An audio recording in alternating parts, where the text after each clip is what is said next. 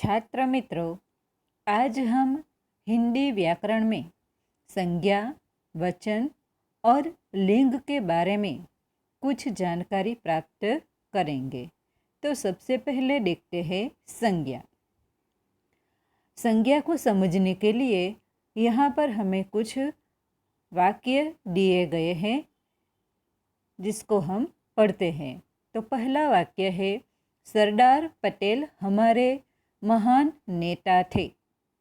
दूसरा वाक्य है, हम नदी को माता मानते हैं। तीसरा वाक्य है, नर्मदा गुजरात की बड़ी नदी है। चौथा वाक्य है, बिल्ली और खरगोश मित्र थे।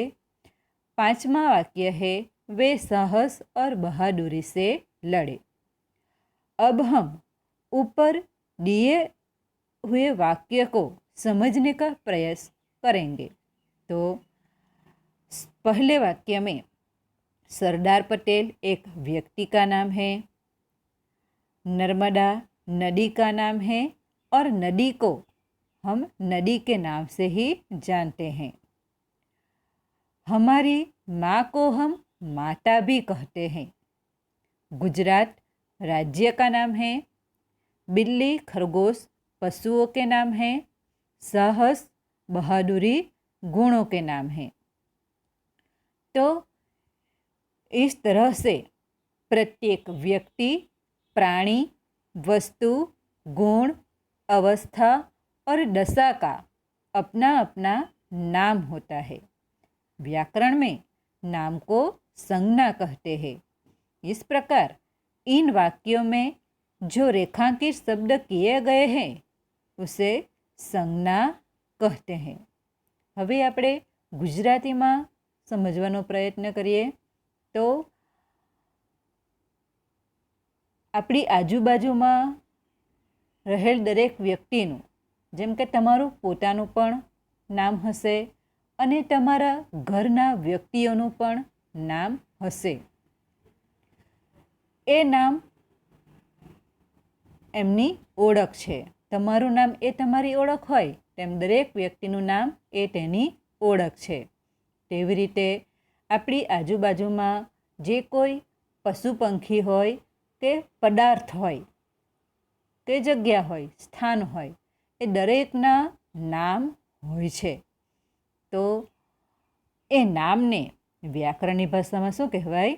સંજ્ઞા કહેવાય. કે આપણી આજુબાજુમાં જે કોઈ વ્યક્તિ, પશુ પક્ષી, સ્થાન અને વ્યક્તિમાં રહેલા ગુણોનું પણ નામ હોય છે.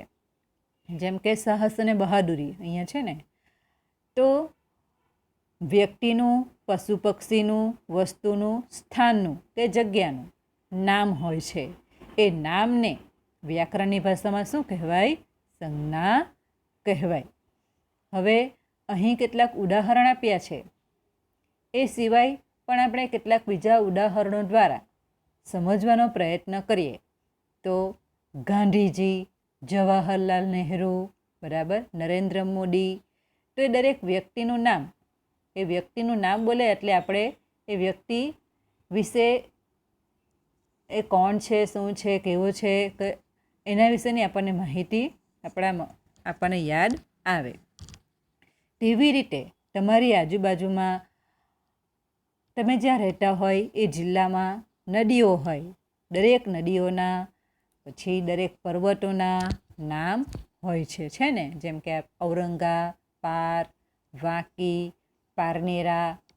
તો નદીઓના, પર્વતોના અલગ અલગ નામ છે. પછી આપણા રાજ્યનું નામ ગુજરાત.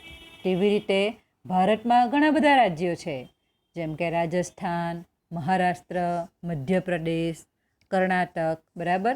તો દરેક રાજ્યના અલગ અલગ નામ હોય છે. તેવી જ રીતે પશુ પક્ષી, તો બિલાડી, સસલું, વાઘ, સિંહ, મોર, કાગડો, કોયલ, પોપટ, કબૂતર, બરાબર.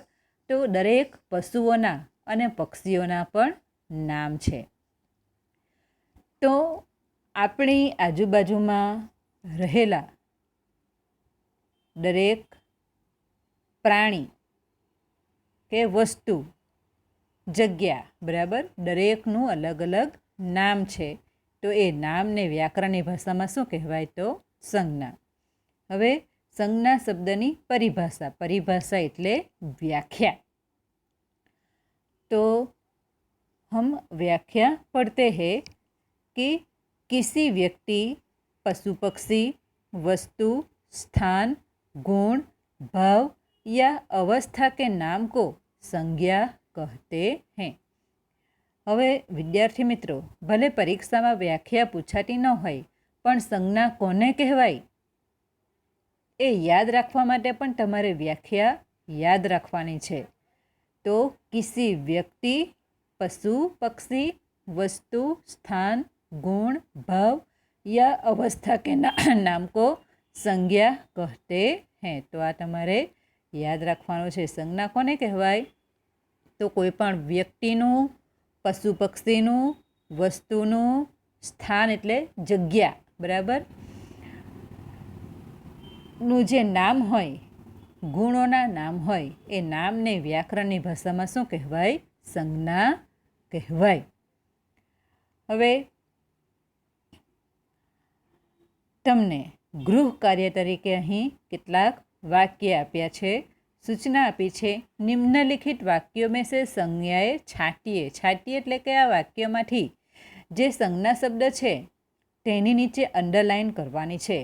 જેમ કે એક ઉદાહરણ હું તમને કહું કે મેને બિચ્છુ કો દેખા, તો અહીં બિચ્છુ, બરાબર, એ સંજ્ઞા છે એટલે તેની નીચે તમારે અંડરલાઇન કરવાની। તેવી રીતે બાકીના વાક્યમાં કોઈ વાક્ય એવા હશે કે તેમાં એક કરતાં વધારે સંજ્ઞા શબ્દનો પણ ઉપયોગ થયેલો હોય, તો ત્યાં તમારે જેટલા સંજ્ઞા શબ્દ હોય તેની નીચે તમારે અંડરલાઇન કરવાની છે। હવે આપણે व्याकरण में आगळ જોઈએ तो वचन। वचन को समझने के लिए सबसे पहले यहाँ पर हमें वाक्य दिए हैं अविभाग और ब विभाग में, उनको हम पढ़ते हैं। तो पहला वाक्य है लड़का दौड़ता है, लड़के दौड़ते हैं। दूसरा वाक्य है मैं पढ़ता हूँ, हम पढ़ते हैं। तीसरा वाक्य है लड़की गीत गा रही है, लड़कियां गीत गा रही है। चौथा है नदी बहती है, नदियाँ बहती है। पांचवा है बस जा रही है, बसें जा रही है। तो बाळ मित्रों, तमे जोई शको छो के अविभाग में लड़का एटले एक छोकरो अने लड़के एटले एक करता वधारे छोकराओ, मैं एटले तमे एकला अने हम एटले तमारी साथे बीजू कोई। पछी त्रीजा वाक्य में लड़की एटले एक छोकरी अने लड़किया एटले एक करता वधारे छोकरीओ। चौथा वाक्य में नदी एटले एक नदी अने नदिया एटले एक करता वधारे नदीओ, बराबर। बस एटले एक बस अने बसे एटले एक करता वधारे बस। तो शब्द के जिस रूप से उसकी संख्या का बोध हो उसे वचन कहते हैं। एटले के शब्दना जे रूप थी संख्या केटली छे, एक छे के एक थी वधारे छे, तेने व्याकरणनी भाषामां शुं कहेवाय? वचन। वचन के दो प्रकार है, एक वचन और बहुवचन। अब हम एक वचन और बहुवचन किसे कहते हैं उसको समझने का प्रयास करते हैं। तो शब्द के जिस रूप से एक ही प्राणी या पदार्थ का बोध हो उसे एक वचन कहते हैं, और शब्द के जिस रूप से एक से अधिक प्राणियों का बोध हो उसे बहुवचन कहते हैं। उदाहरण के तौर पर हम देखें तो कुत्ता यानी एक ही कुत्ता, और कुत्ते यानी एक से अधिक। बिल्ली तो एक ही बिल्ली, और बिल्लियाँ यानी एक से अधिक बिल्लियाँ। मछली तो एक मछली, और मछलियाँ यानी एक से अधिक मछलियाँ। तो इस तरह से कोई प्राणी या पदार्थ एक है या एक से अधिक है, उसके आधार पर वो शब्द एक वचन का है या बहुवचन का है, वह हम जान सकते हैं। એટલે કે આપણને કોઈ શબ્દ આપેલો છે, એ શબ્દ એક છે કે એકથી વધારે સંખ્યામાં છે, તે આપણે ઓળખવાનું છે. જો એકની સંખ્યામાં હોય, ફક્ત એક જ હોય, તો તે થશે એકવચન, અને એક કરતાં વધારે હોય તો તે થશે બહુવચન. બરાબર. એક વચન એટલે કોઈ પણ વસ્તુ, પ્રાણી કે પદાર્થ એકની સંખ્યામાં હોય, ફક્ત એક જ હોય તો તે એકવચન, અને એક કરતાં વધારે હોય તો તે બહુવચન. હવે તમને ગૃહ કાર્ય આપ્યું છે. सूचना दी गई है, निम्नलिखित शब्दों के बहुवचन शब्द लिखिए. तो यहाँ पर जो शब्द है वह एक वचन के है, उसको आपको बहुवचन में रूपांतरित એટલે કે પરિવર્તન કરવાનું છે. એટલે કે આ જે શબ્દો છે એ શબ્દોને તમારે બહુવચનમાં ફેરવીને લખવાનું છે. તેવી જ રીતે આ જે શબ્દ છે તે બહુવચનમાં છે, એનું તમારે એક વચન કરવાનું છે. जैसे कि पत्ता, तो पत्ताનું बहुवचन થશે પત્તે, અને બેટિયા એ બહુવચન છે, એનું એક વચન થશે બેટી. તો આ પ્રમાણે તમારે બાકીના શબ્દ જે અહીં છે એક વચન બહુવચનના છે તે એક વચનમાં, અને એક વચનમાં છે તેનું બહુવચનમાં તમારે રૂપાંતર કરવાનું છે.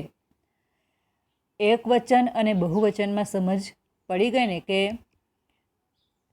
કોઈ પણ શબ્દની સંખ્યા એક છે કે એકથી વધારે છે. જો એકની સંખ્યા હોય તો તે એક વચન, અને એક કરતાં વધારે સંખ્યામાં હોય તો તે बहुवचन. बराबर. अब हम आगे देखते हैं लिंग. व्याकरण में जाति को लिंग कहते हैं. हिंदी भाषा में 2 लिंग है.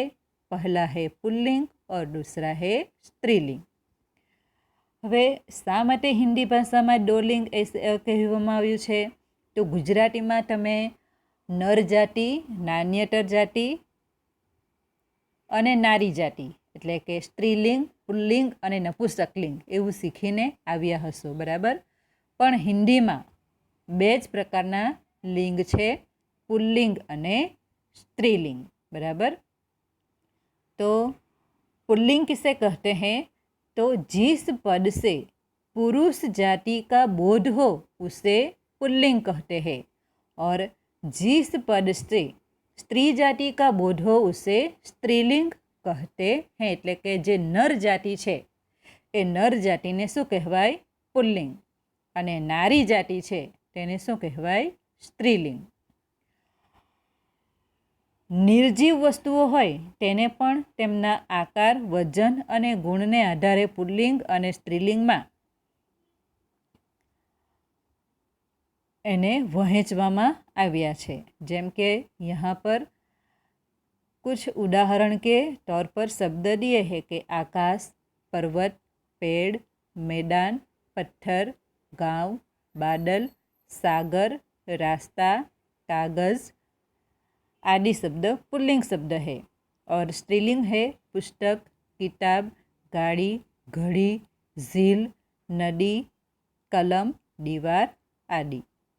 तो शब्दने जेम के आकाश कैसा, बराबर, जेम तमे गुजराती में केवो अने केवी, के भाई छोकरो केवो तो नर जाति अने छोकरी केवी तो नारी जाति. એટલે કેવું અને કેવી અને કેવું એવો પ્રશ્ન પૂછીને એ કઈ જાતિનો છે તે ઓળખી શકાય. તેવી જ રીતે હિન્દીમાં શબ્દને कैसा है और कैसी है प्रश्न पूछकर वो शब्द पुल्लिंग है या स्त्रीलिंग है वह हम जान सकते हैं. तो आकाश कैसा, सागर कैसा, रास्ता कैसा, गांव कैसा. बराबर. તો શબ્દને કૈસા પ્રશ્ન પૂછીને આપણે એ પુલ્લિંગ શબ્દ છે કે સ્ત્રીલિંગ તે ઓળખી શકીએ.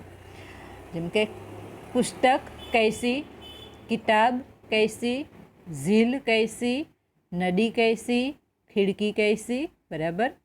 તો આવી રીતે શબ્દને કૈસા અને કૈસી એવો પ્રશ્ન પૂછીને એ શબ્દ પુલ્લિંગ છે કે સ્ત્રીલિંગ છે તે જાણી શકાય છે. હવે ઉદાહરણ દ્વારા સમજવાનો પ્રયત્ન કરીએ તો અ વિભાગ અને બ વિભાગમાં જેમ કે પહેલું વાક્ય છે કે લડકા ખેલતા હૈ, તેનું બ વિભાગમાં છે સ્ત્રીલિંગ, લડકાનું સ્ત્રીલિંગ થશે લડકી. હવે એના આધારે વાક્ય પણ બદલાઈ જશે. લડકા ખેલતા હૈ તો લડકી ખેલતી હૈ. दूसरा वाक्य है बैल घास खा रहा है, गाय घास खा रही है. तीसरा वाक्य है मामा गीत गाता है, तो मामी गीत गाती है. चौथा है शेर पानी पी रहा है, शेरनी पानी पी रही है. पांचवा है मोर दाना चुगता है, मोरनी दाना चुगती है. तो लड़काનું છોકરો છે તો છોકરી, બળદ તો ગાય, મામા મામી, શેર શેરની, મોર મોરની. આ રીતે પુલ્લિંગ સ્ત્રીલિંગ તમારે ઓળખવાનું છે. એટલે કે જે નર જાતિના છે તે પુલ્લિંગ અને નારી જાતિના છે તે સ્ત્રીલિંગ શબ્દો. બરાબર. હવે તમને કેટલુંક અહીં શબ્દ આપ્યા છે કે જે સ્ત્રીલિંગ છે, જેમ કે સૂચના છે કે નિમ્નલિખિત શબ્દો કે પુલ્લિંગ રૂપ લીખીએ. તો અહીંયા જે શબ્દ છે તે સ્ત્રીલિંગના છે. એ સ્ત્રીલિંગ શબ્દને તમારે પુલ્લિંગમાં ફેરવવાનું છે અને અહીં જે શબ્દ છે તે પુલ્લિંગ છે તેનું તમારે સ્ત્રીલિંગનું રૂપમાં પરિવર્તન કરવાનું છે. આ તમારું ગૃહ કાર્ય છે. બરાબર. તો આ થઈ વ્યાકરણની થોડી સામાન્ય માહિતી જે તમને ખૂબ ઉપયોગી સાબિત થશે.